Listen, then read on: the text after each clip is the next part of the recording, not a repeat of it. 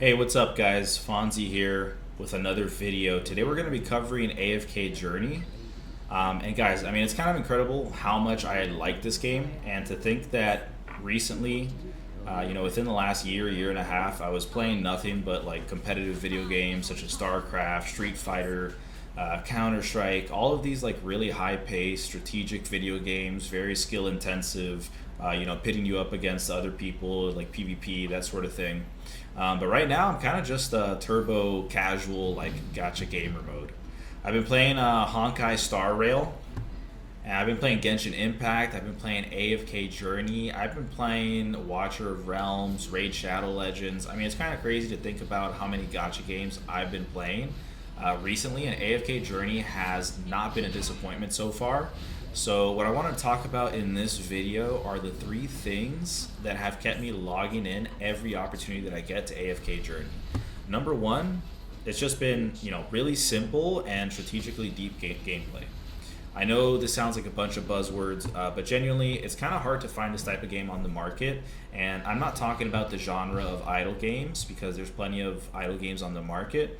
But what makes this one special in terms of gameplay is how it revolutionized upon its previous iteration, AFK Arena, with a really simple change where you have a bunch of places on the map that you can place your heroes instead of just auto running the battle like we had in AFK Arena, and not really having any agency on your battle beyond you pressing the ultimate, and pressing certain ultimates at a certain time and having certain heroes in the lineup. Beyond that, there wasn't necessarily a lot of strategy in AFK Arena, and I wasn't some like turbo end game player in AFK Arena either, so take that comment with a grain of salt.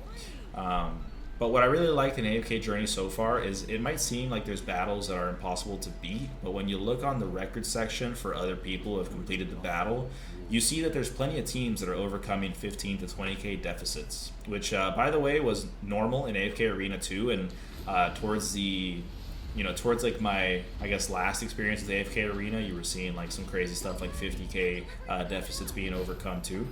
But it's just really impressive that it's happening this early on in the game's life cycle, because just to be clear, I wasn't around for AFK Arena at the very beginning. I think I picked up the game in like 2019, something like that, maybe right before COVID or during COVID, and it's just kind of incredible to see all the subtle changes that I can make to my lineup, my positioning, to just have an incredible difference in the way the battle plays out. And it's not something you can notice that's super in front of your face, like, I don't know, something like in Genshin Impact where you're able to dodge a skill from a certain mob and you're able to get an advantage that way. But when you're playing AFK Journey as sort of like a very min-maxy style where you're logging in every day, and if you're as addicted to the game as I am right now, and again, I understand it's a honeymoon phase, but either way, of having a great time, you're going to try that same battle 20 to 30 different times, and you'll use different relics, you'll use different champions in your resonance, so that some of them have limit breaks but the other ones don't. You'll try out different synergies, try out different bonuses, like maybe if I have the 14 bonus of Graveborn, it's going to make a difference. Maybe if I go for the 3 synergy bonus, it's going to make a difference when I put in a Rowan and a Hewin with like Thorin, Cessia, and Viperion, for example. So I mean, in terms of the variety for the gameplay that I've seen from an idle game, it's pretty far ahead of the other ones that I've played in a similar genre. And again, I know we're in a honeymoon phase and everybody's ranting and raving about how this is the greatest idle game ever made. I'm very aware that there might be a little bit of recency bias or like a prisoner of the moment bias, but genuinely reflecting on the other games that I've played, this one's definitely a step ahead of idle games, at least. It's going to be pretty hard to compare to like RPG turned, base style like Honkai Star Rail, or again like the more fast pace of like Genshin Impact, but it definitely has its niche, and it has its place in the market, and I think it's going to continue doing really well because AFK Arena did really well for a long time, and Lilith has a proven track record of success. And as long as we have a few whales, a few krakens in the community that are willing to fund the rest of us light spenders, dolphins, and free-to-play players, I think we're going to see a really fun time for the next couple of years. So graphics and design, definitely going to take the number two spot. It's just a beautiful game. I mean, really just a nice game to look at. All the 3D models, all the textures. I love its style. I know it's cartoonish, but it's not like overly cartoonish to the point where you feel like you're playing like early Fortnite or something like that. Um, I'm not really sure how to explain it much better than that. I'm not like an art design expert or anything. I'm kind of just stating my preferences and what I've liked so far about the game. But I mean, it's just a nice game to look at. Really beautiful. Definitely use a lot. They definitely used a lot of the money from AFK Arena and invested it towards the appearance of the game. A lot of heroes look really, really good. I mean, just look at Cecia, look at Thorin. I mean, a lot of these characters aren't that appealing color-wise, and it's not like some crazy unique design. And that's for a very good reason too. They're Graveborn. It kind of fits with the theme. They're supposed to be gray, supposed to be kind of more like on the lifeless side. But just look at somebody like Smokey and Murky. It's very simple, but it looks great. It kind of tells you a lot about the character just by looking at it. And then someone like Antandra, who I used a ton in AFK Arena, she was really good for me. And like early to mid game progression has just kept like the same exact design, but she's just kind of come to life. I'm not really sure how to explain that any better, but I'm not going to go too long on this point. I just want to say that a visually appealing game does a lot more than a lot of people want to give it credit for. Like, you can have a really simple looking game, something like the old games that we used to see, like Final Fantasy VII, but the aesthetic and the environment, the care and attention to detail, everything being made with the technology that's currently available does play a large part for casuals, for serious gamers, for everything in between. This is not something that should be overlooked by anyone making a game. I know I'm kind of stating the obvious, but yeah, that's kind of my second point. That's what I've really enjoyed about the graphics and the design. So for my third and final point, it's definitely been the variety and content. It's been a huge part of what's keeping me logging in all the time. The fact that it released with Dream Realm, Honor Duel, Arena Battle, battle drills, Arcane Labyrinth, and Legend Trial is pretty spectacular. And I know a lot of these systems were already in AFK Arena. It's not like it's a brand new game mode or anything like that.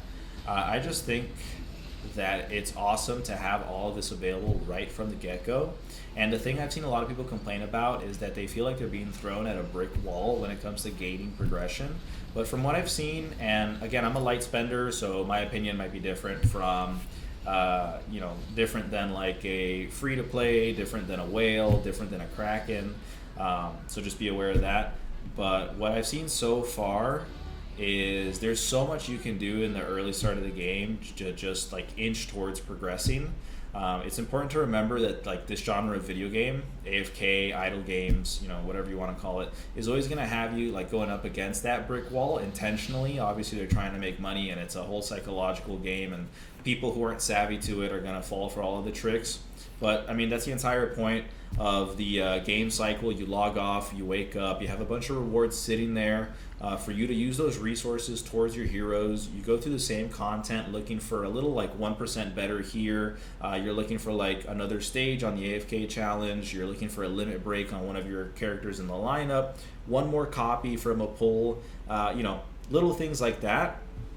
But I really like that open what's the word for it, like open map, or I don't know why it's failing me right now, but you get to explore the map essentially, right? You get to find like little resources around the map. You get to fight more enemies if you choose to, get more resources, go to the store, buy gear. That shop progresses. I forget the name of it. It's like the treasure hut.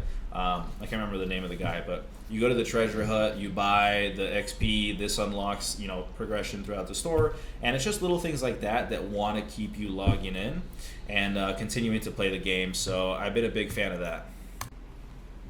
So, I mean, in conclusion, I'll actually be talking more about the philosophy of the game, because I don't necessarily agree with a lot of the stuff that gacha games do. I don't agree with everything that Lilith does. I think it's really important to understand that you can have fun in a game that is exploitative. And I think it's really important to understand the pitfalls that a lot of people will go through And at the end of the day, understand yourself. Like if you have a really addictive personality in the sense that like you have a gambling addiction, you know, you have like an alcohol or like a drug addiction, it's really important to be aware that they're gonna prey on the susceptible like psychology of people. I mean, it's a huge industry. They hire people who understand human psychology. They understand how to maximize profit from people with addiction, sadly, people who gamble way too much. So yeah, stay tuned for that. I'm definitely gonna drop a video on that since I like talking more about that aspect of it, and being in sales, it's just something that like you come into contact with every day. You come into contact with operating around the psychology of people. So yeah, I'll be talking about that later, but thanks again. Make sure to like, comment, and subscribe, and I'll see you in the next one. Bye.